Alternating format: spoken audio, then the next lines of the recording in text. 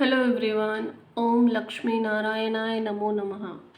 वैकुंठ धाम कहाँ और कितने हैं? अन्य लोकों से ये कैसे है भिन्न? चलिए जानते हैं। हिंदू सनातन धर्म में वैकुंठ धाम की चर्चा बहुत होती है। शिवलोक, गोलोक, ब्रह्मलोक, पाताल लोक, विष्णुलोक, स्वर्गलोक और यमलोक होते हैं। उसी तरह वैकुंठ लोक भी होता है।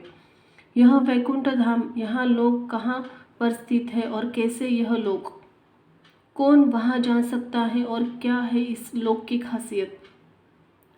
वैकुंठ का शाब्दिक अर्थ है जहाँ कुंठा ना हो। कुंठा यानी निष्क्रियता, अकर्मण्यता, निराशा, हताशा, आलस्य और दरिद्रता।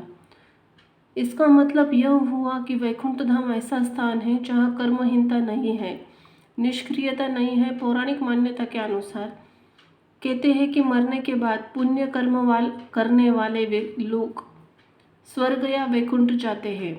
वैकुंठ धाम कहाँ है?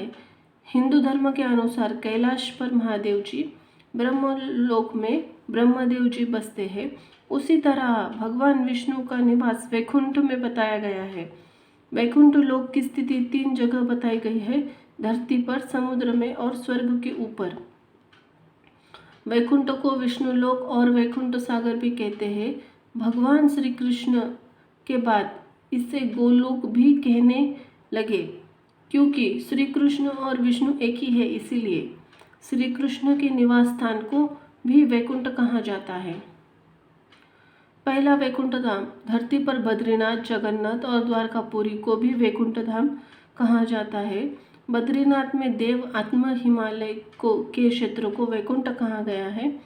सतयुग में बद्रीनाथ को, त्रेता में रामेश्वरम, द्वापर में द्वारिका और कलयुग में जगन्नाथपुरी को वैकुंठ का महत्व है।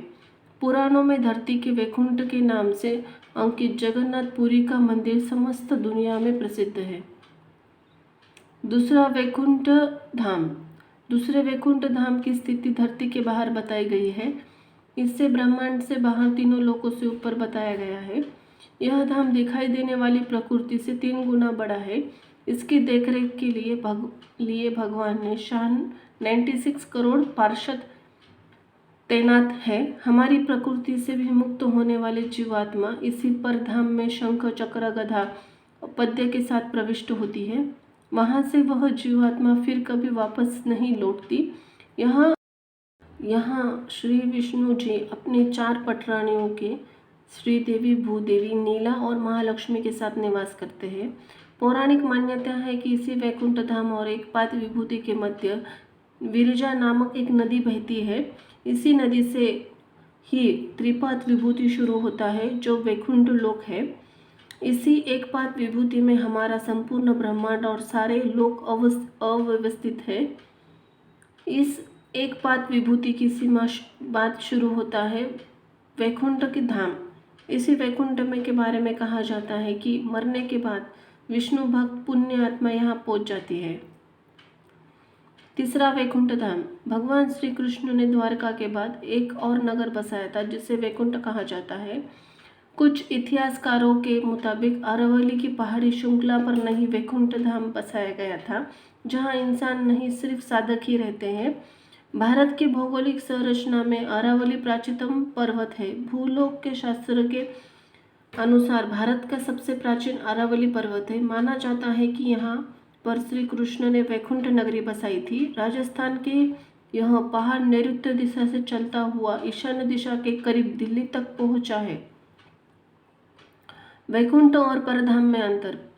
परधाम कहते हैं कि परधाम में जाने के बाद जीवात्मा सदा के लिए जीवन और मरण के चक्र से मुक्त हो जाती है। यह धाम सबसे ऊपर अर्थात सर्वोच्च है। यहाँ निरंतर अक्षय सुख की अनुभूति होती रहती है। यह धाम स्वयं प्रकाशित है। यह सुख है ना ही और ना ही दुख, यहाँ सिर्फ बस परम आनंद है। वैकुंठ धाम, मान्यता है कि इस धाम में जीवात्मा कुछ काल के लिए आनंद और सुख को प्राप्त करती है, लेकिन सुख भोगने के बाद उसे पुनः मृत्यु लोक में आना होता है। इस स्थान को स्वर्ग के ऊपर बताया गया है। वैकुंठ के ऊपर कैलाश है। वैकुंठ को सूर्य और चंद्र प्रकाशित करते रहते हैं। यहाँ गौर करें तो यह विष्णु का बद्रीनाथ